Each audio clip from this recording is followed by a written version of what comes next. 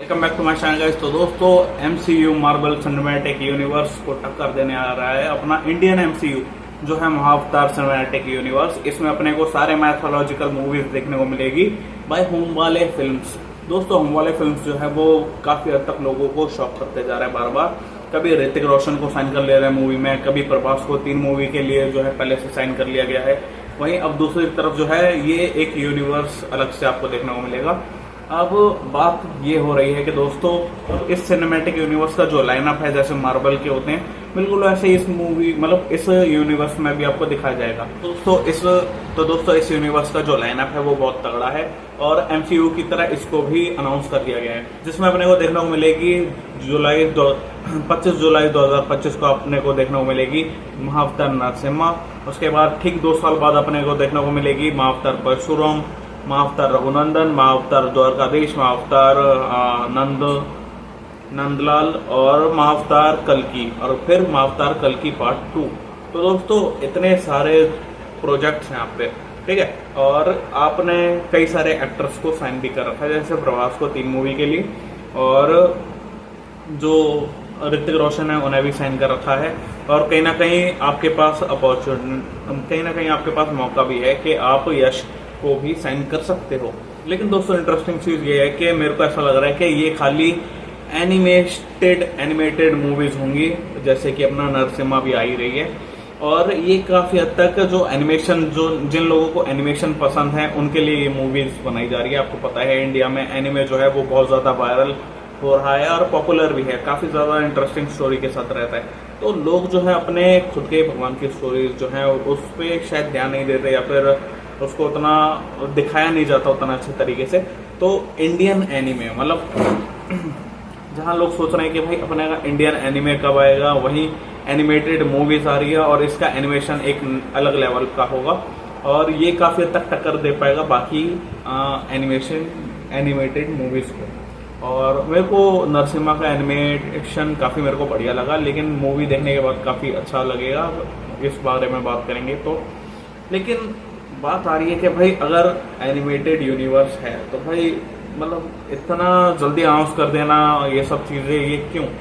तो दोस्तों मेरे को ऐसा लग रहा है कि पहले ये एनिमेटेड सीरीज भी लेंगे और बैक टू बैक उसका जो है लाइव वर्जन भी लाते रहेंगे। जैसे कि आप एनिमेशन जो होती हैं, जो एनिमे जापान में होते हैं यूज, तो उनमें एक तरफ जैसे वन पीस है एनिमेटेड एनिमे बहुत पॉपुलर एनिमे है और इसकी लाइव एक्शन मूवी भी बन रही है, मतलब लाइव एक्शन जो सीरीज है वो भी चल रही है।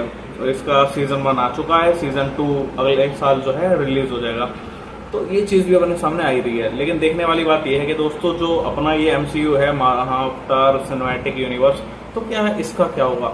अब बात यह है दोस्तों, एक बार आप जरा सोच के देखो, कल्कि आ रखी है, ठीक है, अपना नरसिम्हा एनिमे में आ रही है, लेकिन इसके ऊपर प्रोजेक्ट अगर आप देखो तो विकी कौशल की भी एक नरसिम्हा है और उसमें विकी कौशल जो है वो परशुराम का रोल प्ले करेंगे। और ठीक 2 साल बाद मतलब इसके अकॉर्डिंग अगर देखा जाए, अगर सब मिलके काम कर रहे हैं तो बहुत एक अलग बात है और अच्छा भी लगेगा।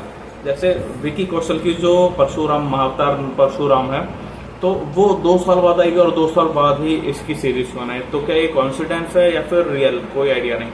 दूसरी तरफ अगर आप देखें दोस्तों तो फिर एक ना एक तरफ से दोस्तों कहीं ना कहीं मेरे को ऐसा लग रहा है कि हो सकता है प्रभास डायरेक्ट इनडायरेक्ट इसका पार्ट होंगे, क्योंकि ऐसे तो मतलब एनिमे में भी जो है अपने इंडियन जो डायरेक्टर्स हैं वो जा रहे हैं, क्योंकि SS राजामौली ने खुद भी जो जापानीज एनिमेटर्स हैं उनको बोला था कि आप RRR जो है मूवी उसकी एक एनिमे वर्जन बनाइए। तो उस चीज के ऊपर काम चल रहा था, लेकिन पता नहीं चलेगा या नहीं चलेगा, कोई आइडिया नहीं। लेकिन उन्होंने इस बारे में उन्होंने बातचीत करी थी और किसी ऐसे वैसे से नहीं, इन्होंने बात करी थी वन पीस के डायरेक्टर, नाम याद नहीं आ रहा, मिया कुछ ऐसे करके लेडी हैं और काफी अच्छे मतलब जो है वो पूरा वो देखती है एपिसोड का डायरेक्शन वो देखती हैं, ठीक है। अभी जो हाल फिलहाल आया था जिसमें गियर 5 लूफी यूज करता है तो उसका भी डायरेक्शन उन्होंने ही देखा था। और मैं ये कहना चाहूंगा दोस्तों कि अब कहीं ना कहीं इंडियन सिनेमा चेंज होता जा रहा है और इसकी जो हाइप या लिमिट्स थी ये उन सब बाउंड्रीज को जो है क्रॉस करता जा रहा है। इंटरनेशनल लेवल पे इसकी अपील जा रही है, मतलब जितनी भी पैन इंडिया मूवी आती है इनकी हाइप जो है इंटरनेशनल लेवल पे होती ही है।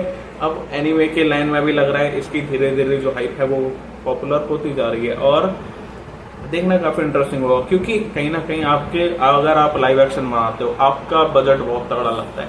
कल की देख लो 650 करोड़, रामायण देख लो ये वाली बन रही है 800 से 900 करोड़ के बीच में, और वो दूसरी वाली जो आदि पुरुष बनी थी वो 700 करोड़ की। तो इतना पैसा लगता है और फिर उसे रिकवर करना बहुत मुश्किल हो जाता है। लेकिन अगर आप एनिमेशन में उस चीज को दिखाओगे तो आपका बजट लगेगा कम और आप कुछ भी दिखा सकते हो, मतलब आपके ऊपर कोई प्रेशर नहीं रहेगा कि भाई आप इस चीज को नहीं दिखा सकते, काफी मेहनत लगेगी। तो ये सारी चीजें जो है साइड हो जाती हैं और आप कुछ भी दिखा सकते हो। और हो सकता है अपने को जब जो प्रभास हैं वो एक एनिमेटेड वर्जन में भी इनको आप देख पाओगे, क्योंकि एक मेरे को याद है कि रजनीकांत की मूवी आई थी जो मतलब रजनीकांत एनिमेटेड मूवीज में ही दिखाई, उस एनिमेटेड मूवी में दिखाई दिए थे और उसमें दीपिका पादुकोण भी थी। तो कैसे बनाया कैसे दिखाया कोई आइडिया नहीं, लेकिन इन चीजों को भी यूज किया जाएगा काफी हद तक इस सिनेमैटिक यूनिवर्स में। और ये यूनिवर्स जो है वो 2037 तक चलेगा, 2037 तक ये जो है चलेगा। तो बहुत लंबा प्रोजेक्ट है। बाकी फॉर द बेस्ट, आपका क्या कहना है इस बारे में, let me know in the comments guys. और क्या ये लाइव एक्शन मूवीज भी होंगी, और होंगी तो कौन कौन इसका पार्ट होगा, यश होंगे या फिर शाहरुख खान या फिर प्रभास। तो let me know in the comments guys. अगर आपको वीडियो पसंद आए तो वीडियो को लाइक करें, चैनल को सब्सक्राइब करें। Thanks for watching.